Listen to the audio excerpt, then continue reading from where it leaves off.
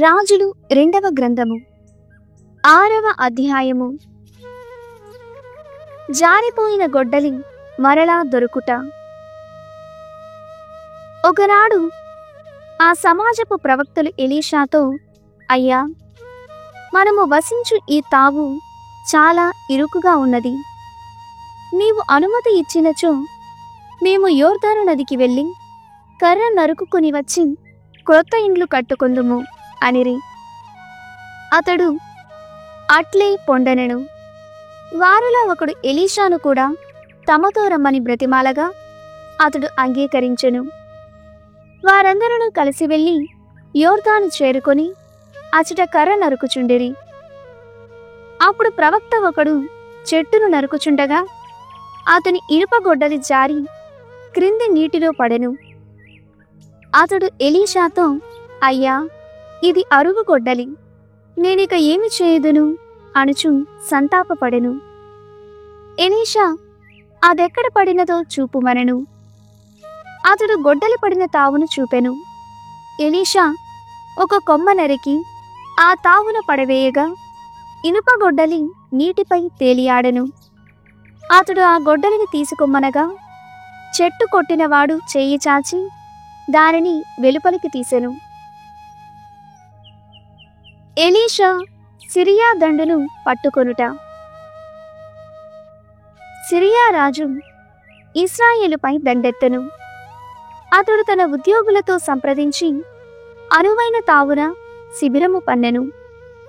కాని దైవజనుడు ఎలీషా, అచట సిరియనులు పొంచి ఉన్నారు కనుక నీవా తావునకు వెళ్ళవలదని ఇశ్రాయేలు రాజునకు కబురంపెను. కనుక ఇశ్రాయేలు రాజు ఆ శిబిరము ప్రాంతమున వసించు తన ప్రజలను ముందుగానే హెచ్చరింపగా వారు అపాయము నుండి తప్పించుకొనిరి. ఇట్లు చాలాసార్లు జరిగెను. కడకు సిరియా రాజు విసిగిపోయి తన సైనికోద్యోగులను పిలిపించి, మీలో ఎవడో మన గుట్టు ఇశ్రాయేలు రాజునకు ఎరిగించుచున్నాడు, అతడెవడు అని ప్రశ్నించెను. వారిలో ఒకడు, ప్రభు, మన వారెవ్వరు ఇక్కడి రహస్యములను పొక్కనీయరు.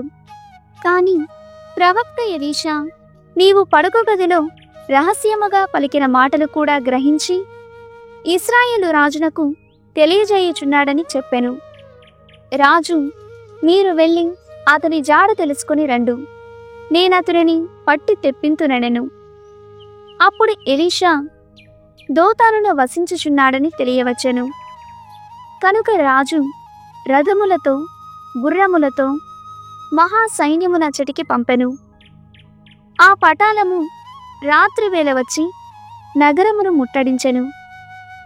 ఎలీషా సేవకుడు వేకువనే నిద్రలేచి ఇంటి నుండి వెలుపలికి వచ్చి చూడగా రథములతో గుర్రములతో సిరియా దండు నగరమును చుట్టుముట్టియుండెను.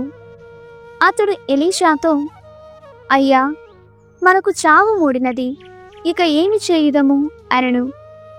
కాని ఎలీషా అతనితో, నీవు భయపడకుము, వారి వైపున పోరాడు వారి కంటే మన వైపున పోరాడువారే ఎక్కువ మంది ఉన్నారు అనెను. అతడు దేవుని ప్రార్థించి, ప్రభు, ఇతనికి దృష్టి దయచేయమని మనవి చేసెను. ప్రభు సేవకులకు చూపు నసగగా అతడు కొండ అంతయు అగ్ని రథములతోనూ గుర్రములతోనూ నిండియుండుటను చూచెను. అవన్నీ ఎలీషా చుట్టూనున్నట్లుగా కూడా కనిపించెను. అంతటా సిరియనులు తన సమీపమునకు వచ్చుట చూచి ఎలీషా, ప్రభు, వీరికి కనుచూపు పోవునట్లు చేయమని ప్రార్థించెను. అతడు మనవి చేసినట్లే ప్రభు సిరియా సైనికులను గ్రుడ్డివారిని చేసెను. ఎలీషా ఆ సైనికుల చెంతకు వెళ్ళి, నాయనలారా, మీరు త్రోవ తప్పితిరి. మీరు ముట్టడింపగోరిన నగరము ఇది కాదు. మీరు పట్టుకోగోరిన వారి చెంతకు నేను మిమ్ము తోడ్కొని పోయేదను, నా వెంట రండనను. కాని అతడు వారిని సమరియా నగరమునకు నడిపించుకుని పోయెను. ఆ దండు నగరము ప్రవేశింపగని ఎలీషా, ప్రభు, వీరికి చూపు దయచేయమని ప్రార్థించెను.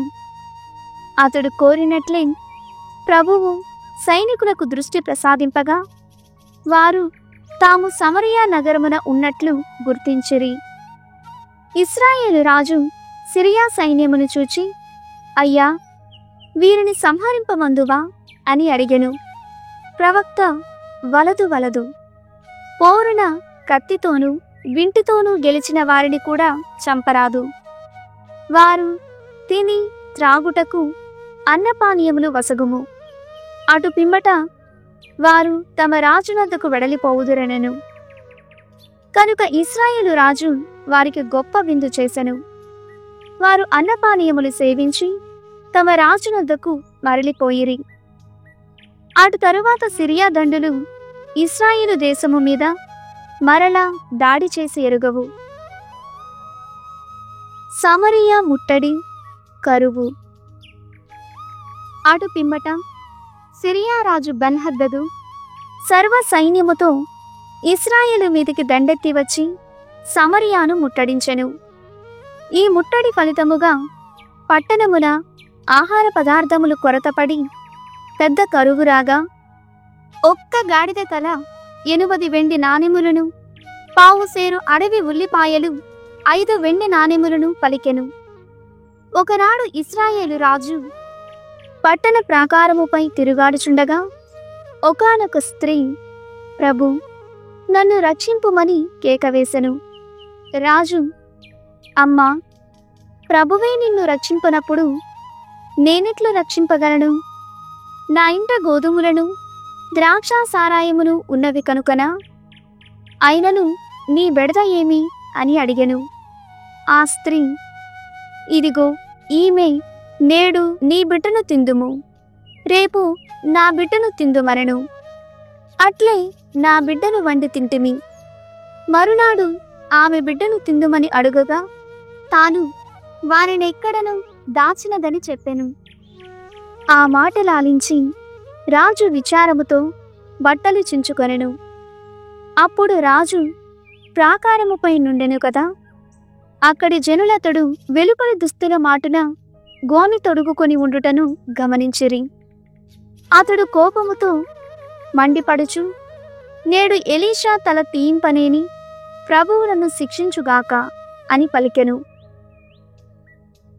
ఎలీషా అపాయము వెంటనే తొలగిపోవునని చెప్పుట. అప్పుడు ఎలీషా కొందరు పెద్దలతో తన ఇంట కూర్చుండి ఉండెను. రాజు ఎలీషాను పట్టి తెచ్చుటకై దూతను పంపెను. కాని ఆ దూత తన ఇల్లు చేరక మునిపే ఎలీషా పెద్దలతో, చూచితిరా, మన రాజు నరహంత, అతడు నా తల నరుకుకొని పోవుటకు దూతను పంపుచున్నాడు. ఆ బంటు ఇచ్చటికి వచ్చినప్పుడు మీరు తలుపు మూయుడు, వారిని లోనికి రానీయకుడు. వాని వెంట రాజు కూడా వచ్చుచుండునని చెప్పుచుండెను. అతడు ఇంకనూ మాట్లాడుచుండగానే రాజు వచ్చి, ప్రభువే మనకి కీడు వాటిల్లునట్లు చేసెను, నేనింకనూ అతనిని నమ్ముకొని కూర్చుండనేలా అని పలికెను. 7వ అధ్యాయము. ఎలీషా రాజుతో, ప్రభువు సందేశము వినుము. రేపీపాటికి సమరియా అంగడిలో 10 మానికల మంచి గోధుమలను 1 వెండి కాసునకు అమ్మెదరు. 20 మానికల యవలను కూడా 1 వెండి నాణెమునకు అమ్మెదరనెను. ఆ మాటలకు రాజు అంగరక్షకుడు, ప్రభువు వెంటనే వాన కురియించినను నీవు చెప్పినంత చౌకగా ధాన్యము అమ్ముడుబోవనెను. ఎలీషా, నీ కంటితోనే చూతువు, కాని నీవు మాత్రము ఆ ధాన్యముతో వండిన భోజనమును ముట్టుకోజాలవని మారు పలికెను. సిరియనులు శిబిరములు వీడి పారిపోవుట. అప్పుడు కుష్ఠరోగులు 4 సమరియా నగర ద్వారము వద్ద పడి ఉండిరి. వారు తమలో తాము, మనము ఆకలితో చచ్చు వరకు ఇక్కడనే పడి ఉండనేలా, నగరము ప్రవేశించినచో అక్కడును ఆకలితో చత్తుము, అట్లని ఇక్కడున్నను చావు తప్పదు. కనుక ఇప్పుడు సిరియనుల శిబిరమునకు వెళ్ళుదము రండు. వారు మనలను చంపినచో చత్తుము, బ్రతుకనిచ్చినచో బ్రతుకుదమనుకొనిరి. ఇట్లనుకొని వారు మురివాపున శత్రు శిబిరమునకు పోయి చూతురు గదా, అచట ఎవరునూ కనిపింపలేదు. ప్రభువు సిరియనులకు రథములతో గుర్రములతో వచ్చు మహా సైన్యనాదము వంటి ధ్వని వినపడునట్లు చేసెను. ఆ శబ్దము విని సిరియనులు ఇశ్రాయేలు రాజు హిత్తీయ రాజులతో ఐగుప్తు రాజులతో తన మీద పడుచున్నాడు కాబోలని కలవరపడిరి. కనుక వారు తమ గుడారములను గుర్రములను కంచర గాడిదలను విడనాడి శిబిరమును ఉన్నదానిని ఉన్నట్లు వదిలిపెట్టి బ్రతుకు జీవుడా అని సంధి చీకటిలో పారిపోయిరి. కుష్ఠరోగులు పాలెము చొచ్చి ఒక గుడారమున జొరపడి అచటనున్న అన్నపానీయములు పుచ్చుకొనిరి. అచట దొరికిన వెండి బంగారములను బట్టలు దోచుకొని పోయి ఒక తావున దాచివచ్చిరి. మరలా ఇంకొక గుడారము ప్రవేశించి దానిని కూడా దోచుకొని పోయిరి. ముట్టడి ముగియుట, కరువు ఆగిపోవుట. ఆ నలుగురు, మనము పాడు పని చేయుచున్నాము కదా, ఇది నేడు పట్టణమున వినిపింపదగిన శుభ సందేశము. అయినను మనము నోరు కదుపుటలేదు. రేపు ప్రొద్దుపొడుచు వరకి సంగతిని దాచదమేని అధికారులు మనలను దండింతురు. కావున వెంటనే వెళ్ళి జరిగిన సంగతిని రాజోద్యోగులకు తెలియజేయుదుము అని తమలో తాము మదనపడిరి. కనుక వారు శిబిరము నుండి సమరియా నగర ద్వారము వద్దకు వచ్చి అచట కాపున్న సేనా నాయకులతో, మేము సిరియనుల మకామునకు వెళ్ళితిమి, కాని అచటెవరనూ కనిపింపలేదు. జనము సందడి కూడా లేదు. గుర్రములు గాడిదలు గుడారములు ఎక్కడివక్కడున్నవని చెప్పిరి.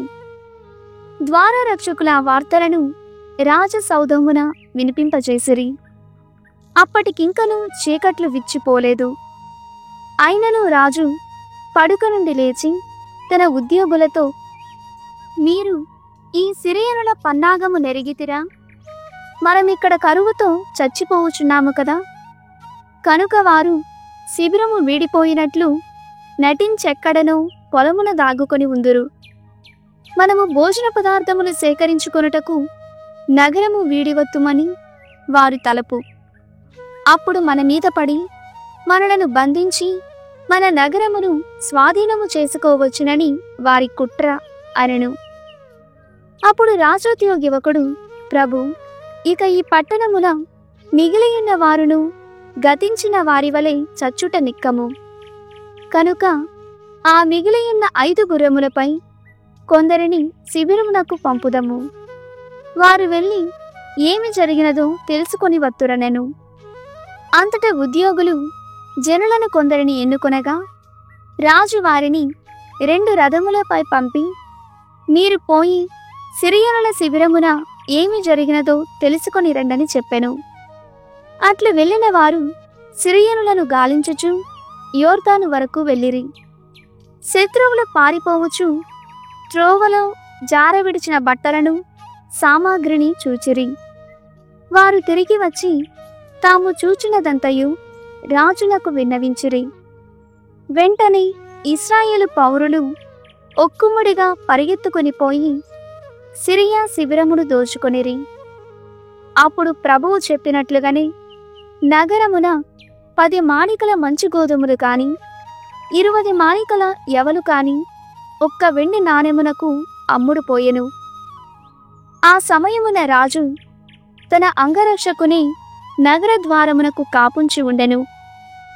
కాని ప్రజలు శిబిరమునకు పోవు సంబరమున అతనిని త్రొక్కివేసిరి. మునుపు రాజు తన్ను చూడబోయినప్పుడు ఎలీషా ప్రవచించినట్లే ఆ అంగరక్షకుడు మరణించెను. రేపీ పాటికి సమరియా అంగడిలో 10 మాణికల మంచు గోధుమలు కాని 20 మాణికల యవలు కాని 1 వెండి నాణెమునకు అమ్ముడు పోవునని ప్రవక్త రాజుతో చెప్పెను కదా. అతడు చెప్పినట్లే జరిగెను. అప్పుడు రాజు అంగరక్షకుడు, ప్రభువు వెంటనే వాన కురిపించినను నీవు చెప్పినంత చౌకగా ధాన్యము అమ్ముడుబోదు అనెను. అందుకు ఎలీషా, నీ కంటితోనే చూతువు, కాని నీవు మాత్రము ఆ ధాన్యముతో వండిన భోజనము ముట్టుకోజాలవని నుడివెను కదా. అతడు చెప్పినట్లే జరిగెను. నగర ద్వారమున ప్రజలు అంగరక్షకుని త్రొక్కుకొని పోగా అతడు మరణించెను. హోషేయ గ్రంథము 4వ అధ్యాయము. ఇశ్రాయేలీయుల పాపములు, వారికి శిక్ష. ఇశ్రాయేలీయులారా, మీరు ప్రభువు పలుకులు ఆలింపుడు. అతడు ఈ దేశ ప్రజలపై ఇట్లు నేరము తెచ్చుచున్నాడు. దేశమున దేవుని పట్ల నమ్మదగిన తనము, దైవభక్తి, దైవ జ్ఞానము బొత్తిగా లేవు. ప్రజలు మాట తప్పుచున్నారు, కళ్ళలాడుచున్నారు. హత్య, చౌర్యము, వ్యభిచారములకు పాల్పడుచున్నారు. నేరములు పెరిగిపోవుచున్నవి, హత్యలు వరుసగా జరిగిపోవుచున్నవి. కావున దేశము బెట్టచే ఎండిపోవును, జీవకోటి నశించును, మృగములు, పక్షులు, చేపలు కూడా చచ్చును. యాజకుల మీద నేరము. ప్రభువిట్లనుచున్నాడు, ప్రజలనెవరూ నిందింపనక్కరలేదు. యాజకులారా, నేను మీ పైన నేరము తెచ్చెదను. మీరు రేయింబవళ్ళు తప్పులు చేయుచున్నారు. ప్రవక్తలంటే మీకంటేనేమీ మెరుగు కాదు. నేను మీ తల్లిని నాశనము చేయుదును. నా ప్రజలు దైవ జ్ఞానము లేక చెడుచున్నారు. మీరు దైవ జ్ఞానమును నిరసించినట్లే నేను మిమ్ము నిరసింతును. మీరు నా ఉపదేశమును విస్మరించితిరిగాన నేను మీ తనయుల యాజకత్వమును విస్మరింతును. యాజకులారా, మీ సంఖ్య పెరిగిన కొలది మీ పాపములు కూడా పెరుగుచున్నవి. కనుక నేను మీకు కీర్తికి బదులుగా అపకీర్తి రప్పింతును. ప్రజల పాపముల వలన మీకు తిండి దొరుకుచున్నది. కావున మీరు జనులు అధికముగా పాపము చేయకోరుచున్నారు. అందుచే ఆ ప్రజలకు వలె మీకును శిక్ష పడును. నేను మీ దుష్కార్యములకు తగినట్లుగా మిమ్ము దండింతును. మీ పాప ఫలితమును మీరు అనుభవింతురు. నన్ను విడనాడి పరదైవములను ఆశ్రయించితిరి. కాన మీరు బల్యర్పణలను భుజింతురు, కాని మీ ఆకలి తీరదు. మీరు దేవతల పేరిట వ్యభిచరింతురు, గాని సంతానము బడయజాలరు. విగ్రహారాధన, వ్యభిచారము. ప్రభువిట్లనుచున్నాడు, క్రొత్తది ప్రాతదీనైన మద్యము వలన నా ప్రజలకు మతిపోయినది. వారు కొయ్య ముక్కల నుండి దైవ సందేశము అడుగుచున్నారు. నేలలో పాతిన కర్రలు వారి ప్రశ్నలకు జవాబు చెప్పుచున్నవి. వారు వ్యభిచారము వలన త్రోవ తప్పిరి, రంకు వలన నా నుండి వైదొలగిరి. వారు పర్వతము పైన బలులర్పింతురు, కొండమీది సింధూరముల చీనారుల మస్తకి వృక్షముల పసందైన నీడలో సాంబ్రాణి పొగ వేయుదురు. కావుననే మీ కుమార్తెలు వేశ్యలగుచున్నారు, మీ కోడండ్రు పడుపుగత్తలగుచున్నారు. అయినను నేను వారిని దండింపను. ఎందుకన మీరే దేవాలయ వేశ్యలతో వ్యభిచరించి వారితో కలిసి బలులు అర్పించుచున్నారు. మతిలేని ప్రజలకు గతిలేదు కదా. ఇశ్రాయేలీయులు వ్యభిచారములో మునిగిన యూదా ప్రజలు పాపము చేయకుందురుగాక. మీరు ఆరాధనకు గిల్గాలుకు బేతావేనుకు పోవలదు. ఇశ్రాయేలీయులు మొండి దూడల వంటి వారైరి. కనుక నేను వారిని గడ్డి మైదానములలో గొర్రె పిల్లలను వలె మేపజాలను. ఇశ్రాయేలీయులు విగ్రహముల బలముకు లొంగిరి. ఇక వారి దారిన వారిని పోనిండు. వారు మధువును సేవించి మత్తెక్కి వ్యభిచారము మరిగి గౌరవమునకు మారుగా అగౌరవమును తెచ్చుకొనిరి. వారు గాలికి కొట్టుకొని పోయినట్లుగా కొట్టుకొని పోవుదురు. తామర్పించిన బలుల వలన అవమానము తెచ్చుకొందురు. 5వ అధ్యాయము. యాజకులు, ప్రముఖులు, రాజు ప్రజలను నాశనము చేయుట. యాజకులారా, ఈ పలుకులాలింపుడు. ఇశ్రాయేలీయులారా, సావధానముగా వినుడు. రాజవంశజులారా, చెవియొగ్గి వినుడు. మీరు న్యాయము నెలకొల్పవలసిన వారు, కావున దేవుడు మీకు తీర్పు విధించును. మీరు మిస్పా వద్ద జనులకు బోనుగా తయారైతిరి, తాబోరు వద్ద జనులకు ఉచ్చుగా తయారైతిరి. మీరు ప్రజలకు గోతివలేనున్నారు, కనుక నేను మిమ్మెల్లరినీ శిక్షింతును. ఎఫ్రాయిము ప్రజల గూర్చి నాకు బాగుగా తెలియను. వారు నా నుండి దాగుకోజాలరు. ఇశ్రాయేలు విగ్రహారాధనతో తము తాము అపవిత్రము చేసుకొనిరి. ప్రజలు తాము చేసిన దుష్కార్యముల వలన తిరిగి దేవుని వద్దకు రాలేకపోవుచున్నారు. వారు విగ్రహారాధనలో తలమున్కలై ఉన్నారు. కావున ప్రభువును తెలుసుకోజాలకున్నారు. ఇశ్రాయేలీయుల గర్వమే వారు దోషులని నిరూపించుచున్నది. వారి పాపములే వారిని కూలద్రోయుచున్నవి. ఎఫ్రాయిముతో పాటు యూదా ప్రజలు కూడా కూలుదురు. వారు ఎడ్లను గొర్రెలను దేవునికి బలి ఇచ్చిన ప్రభువు వారికి దొరకడు. అతడు వారిని విడనాడెను. వారు ప్రభువుకు ద్రోహము చేసిరి. వారి బిడ్డలు అక్రమ బిడ్డలు. కనుక వారు తమ పొలములతో పాటు నాశనమగుదురు. ఇశ్రాయేలుకు యూదాకు మధ్య యుద్ధము. గిబియాలో బాకానూదుడు, రామాలో బోరనూదుడు, బెతావెనున యుద్ధనాదము చేయుడు. బెన్యామీనీయులారా, పోరుకు సన్నద్ధులు కండు. శిక్షా దినము వచ్చుచున్నది. ఎఫ్రాయిము చెడిపోవును. ఇశ్రాయేలు, నేనెరిగించు ఈ కార్యము జరిగి తీరును. ప్రభువు ఇట్లనుచున్నాడు. యూదా నాయకులు ఇశ్రాయేలుపై దండెత్తి వారి భూమిని ఆక్రమించుకొనిరి. కావున నా శిక్ష వారిపై వరదవలే పారును. ఎఫ్రాయిమీయులు సాయము చేయలేని వారి వద్దకు సాయము కొరకు పోయిరిగాన పీడనకు గురి అయి న్యాయముగా తమకు చెంది ఉన్న భూమిని కోల్పోయిరి. నేను ఎఫ్రాయిమునకు చెదపురుగు వంటి వాడనగుదును. యూదా ప్రజకు కొరుకుడు కురుపు వంటి వాడనగుదును. అన్యదేశముతో పొత్తు అనర్థదాయకము. ఎఫ్రాయిము తన జబ్బును తెలుసుకొనెను. యూదా తన గాయములను గమనించెను. ఎఫ్రాయిము అస్సీరియాకు పోయి ఆ దేశపు మహారాజును సాయమడిగెను. కాని అతడు వారి వ్యాధిని నయము చేయలేకపోయెను. వారి గాయములను మాన్పలేకపోయెను. నేను సింహము వలె ఇశ్రాయేలీయుల మీదికి దూకుదును. కొదమ సింగము వలె యూదా జనుల మీదికి లంఘింతును. వారిని ముక్కలు ముక్కలుగా చీల్చి వెళ్ళిపోవుదును. నేనా జనులను ఈడ్చుకొని పోవుదును. ఎవరునూ వారిని రక్షింపజాలరు. నా ప్రజలు తమ పాపములకు తగిన శ్రమలను అనుభవించి నన్ను వెదకుకొనుచు వచ్చు వరకు నేను వారిని విడనాడి నా తావుకు వెళ్ళిపోవుదును. వారు తమ బాధలోనైనా నా కొరకు గాలింపవచ్చును. 6వ అధ్యాయము. చిత్తశుద్ధి లేని పశ్చాత్తాపం. ప్రజలిట్లందురు, మనము మరలా ప్రభువునొద్దకు పోదము. అతడు మనలను చీల్చివేసెను, కాని ఇప్పుడు మనలను బాగుచేయును. అతడు మనలను గాయపరిచెను, కాని ఇప్పుడు మన గాయములకు కట్టుకట్టును. 2-3 రోజులలో అతడు మనకు జీవము దయచేయును. ఇక మనం అతని సన్నిధిలో వసింపవచ్చును. మనము ప్రభువును తెలుసుకొని యత్నము చేయుదుము. వేకువ వచ్చునంత నిశ్చయముగా, వసంతకాలపు వానలు వచ్చునంత నిక్కముగా అతడు మన చెంతకు వచ్చును. కానీ ప్రభువిట్లనుచున్నాడు, ఎఫ్రాయిము, నేను మిమ్మేమి చేయుదును? యూదా ప్రజలారా, నేను మిమ్ము ఏమి చేయుదును? మీకు నా పట్ల గల ప్రేమ ఉదయకాలపు మంచువలే, వేకువన విచ్చిపోవు పొగమంచువలే క్షణికమైనది. కావుననే నేను నా ప్రవక్తలను మీ చెంతకు పంపితిని. నేను విధించు తీర్పు గూర్చి, నేను పంపు శిక్ష గూర్చి వారిచే మీకు సందేశము చెప్పించితిని. నేను మీ నుండి కోరునది కారుణ్యమును గాని బలులు కాదు, దైవ జ్ఞానమును కాని దహన బలులు కాదు.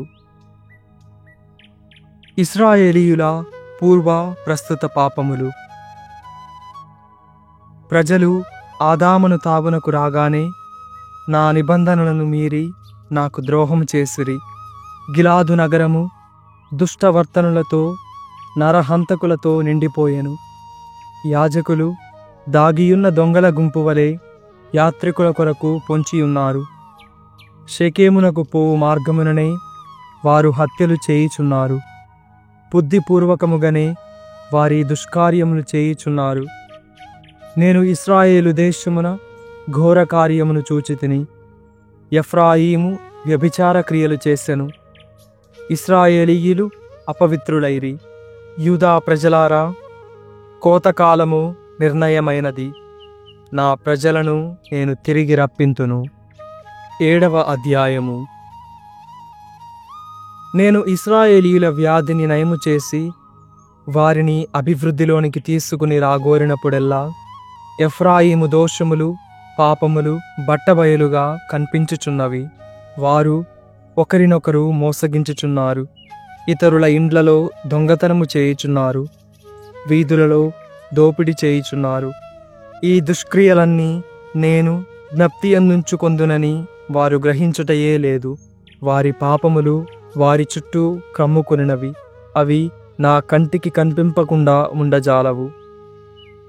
రాజప్రాసాదమున కుట్ర.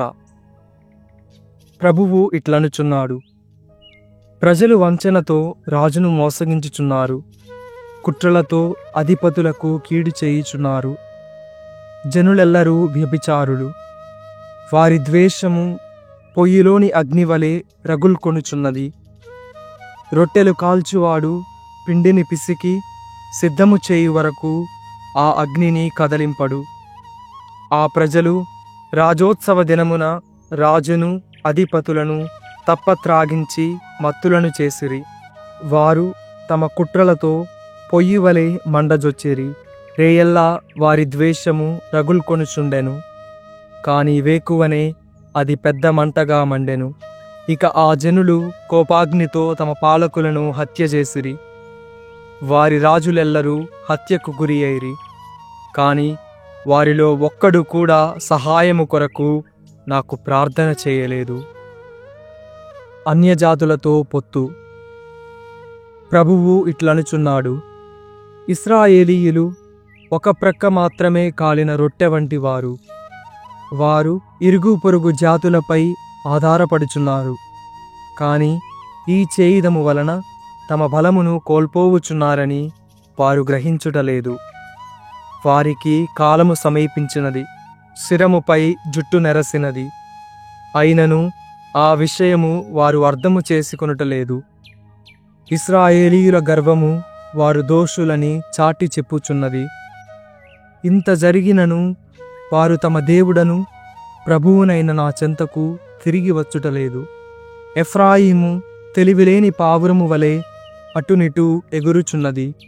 అది మొదట ఐగుప్తును శరణు వేడెను, అటు పిమ్మట అసిరియా వద్దకు పరిగెత్తెను. కాని నేను వలపన్ని దానిని ఎగిరిపోవు పక్షుల వలె పట్టుకొందెను. దాని దుష్కార్యములకు గాను దానిని దండింతును. ఇశ్రాయేలీయుల కృతజ్ఞత వారికి శిక్ష. ప్రజలు నన్ను విడనాడిరిగాన నాశనములకు గురియకుదురు. నాకెదురు తిరిగిరి కనుక చత్తురు. నేను వారిని రక్షింపగోరుచున్నాను గాని వారి ఆరాధనలో చిత్తశుద్ధి లేదు. ఆ జనులు నాకు హృదయపూర్వకముగా ప్రార్థన చేయుటలేదు, కాని క్రిందబడి విలాపములు మాత్రము చేయుచున్నారు. ద్రాక్ష సారాయము కొరకు ధాన్యము కొరకు మొరపెట్టునప్పుడు శరీరమును గాయపరుచుకొనుచున్నారు. వారు నిజముగా తిరుగుబాటుదారులు. వారిని పైకి తీసుకొని వచ్చినది నేను, బలాఢ్యులను చేసినది నేను. అయినను వారు నాపైనే కుట్ర పన్నిరి. ఆ ప్రజలు నా నుండి వైదొలగి చేతకాని బాలు దైవము చెంతకు పోవుచున్నారు. వారు వంకరబోయిన వింటివలే నమ్మదగనివారు. వారి నాయకులు గర్వోక్తులు పలుకుచున్నారు గాన కత్తివాతబడుదురు. ఐగుప్తీయులు వారిని చూచి నవ్వుదురు. 103వ కీర్తన. దేవుడు ప్రేమమయుడు. నా ఆత్మమా ప్రభువును స్తుతింపుము. నాలోని సమస్త శక్తులారా అతని పవిత్ర నామమును సన్నుతింపుడు. నా ఆత్మమా ప్రభువును స్తుతింపుము. అతని ఉపకారములను వేలిని మరువకుము. ఆయన నీ పాపములనెల్లా మన్నించును, నీ వ్యాధులనెల్లా కుదుర్చును. సమాధి నుండి నిన్ను కాపాడును, ప్రేమ నెనరులు అనెడు కిరీటమును నీకు వసగును. నీ జీవితకాలమంతయు శుభములతో నింపును. నీవు గరుడ పక్షి వలె యువకుడవుగాను శక్తి సంపన్నుడవుగాను మనునట్లు చేయును. ప్రభువు నీతిని పాటించును, పీడితులకు న్యాయము చేకూర్చిపెట్టును. ఆయన మోషేకు తన ప్రణాళికను ఎరిగించెను, ఇశ్రాయేలీయులకు తన మహాకార్యములు విశదము చేసెను. ప్రభువు కరుణామయుడు, దయాపూరితుడు, దీర్ఘశాంతుడు, ప్రేమనిధి. ఆయన మనలను నిత్యము చీవాట్లు పెట్టడు, మన మీద కలకాలము కోపపడడు. మన పాపములకు తగినట్లుగా మనలను శిక్షింపడు, మన దోషములకు తగినట్లుగా మనలను దండింపడు. భూమికి ఆకాశము ఎంత ఎత్తుగా ఉన్నదో ప్రభువు పట్ల భయభక్తులు చూపు వారి ఎడల అతని ప్రేమ అంత మిక్కుటముగా ఉండును. పడమరకు తూర్పు ఎంత దూరమో అంత దూరముగా అతడు మన పాపములను పారద్రోలును. తండ్రి తన కుమారుల మీద జాలి చూపినట్లే ప్రభువు తన పట్ల భయభక్తుల కలవారి మీద జాలి చూపును. మనమెట్లు రూపొందితిమో ఆయనకు తెలియను. మనము మట్టి మనుషులమని ఆయన జ్ఞప్తి యందు ఉంచుకొనును. నరుల జీవితము గడ్డిపరక వంటిది, పిచ్చి మొక్కలు పూయు పువ్వు వంటిది. ఆ పువ్వు మీద గాలి తోలగా అది రాలిపోవును, అది ఇక ఎవరి కంటనూ పడదు. కాని ప్రభువు పట్ల భయభక్తులు చూపు వారి ఎడల ఆయన ప్రేమ అనాది నుండి అనంతకాలం వరకును ఉండును. ప్రభువు నిబంధనను పాటించి ఆయన కట్టడలను అనుసరించు వారికి ఆయన రక్షణము తరతరముల వరకు లభించుచుండును. ప్రభువు తన సింహాసనమును ఆకాశమున నెలకొల్పెను, ఆయన ఎల్లరి మీద పరిపాలనము చెయ్యును. బలాఢ్యులైన ప్రభువు దూతలారా, ఆయన ఆజ్ఞ పాటించి ఆయన మాట వినువారలారా, మీరు ఆయనను స్తుతింపుడు. ప్రభు సైన్యములారా, ఆయనకు పరిచారకులై అతని చిత్తమును పాటించువారలారా, మీరు ఆయనను స్తుతింపుడు. ప్రభువు సామ్రాజ్యమునందలి సమస్త సృష్టి వస్తువులారా, మీరు ఆయనను స్తుతింపుడు. నా ఆత్మమా ప్రభువును స్తుతింపుము.